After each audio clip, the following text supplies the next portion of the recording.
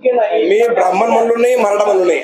हा कार्यक्रम सारथीचा आहे आणि त्या ठिकाणी आपल्या ऐवजी म्हणजे आमदार खासदारच्या ऐवजी नरेंद्र पाटील बसणं योग्य राहील एवढंच म्हणलं. निघून जावं का बसावं हा त्यांचा विषय, मी काय सांगू शकतो त्याच्यामध्ये. अभिमन्यूजी म्हणत होते हे नाही आत येणार, ते नाही यांना भेटणार, ते नाही, तुम्ही आत यांना बोलवू नका.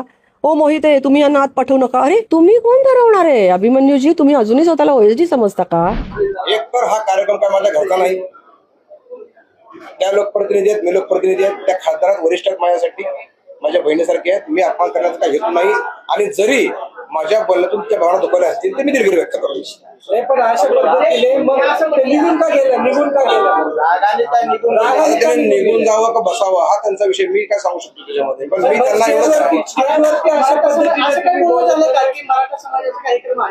तुम्ही ब्राह्मण म्हणून बसणं योग्य नाही. मी ब्राह्मण म्हणलो नाही, मराठा म्हणलो नाही.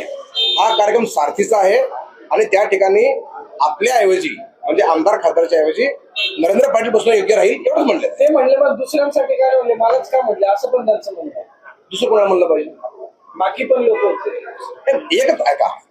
खुर्ची एकच होती रिकामी, ते पण अण्णांची होती. मान्य अण्णा नाही आले बनसोडे साहेब, त्याच्यामुळं रिकामी खुर्ची ठेवण्यापेक्षा ह्यांचा मान आहे नरेंद्र पाटील हे अण्णासाहेब पाटील विकास महामंडळ अध्यक्ष त्यांनी बसावं अशी विनंती केली.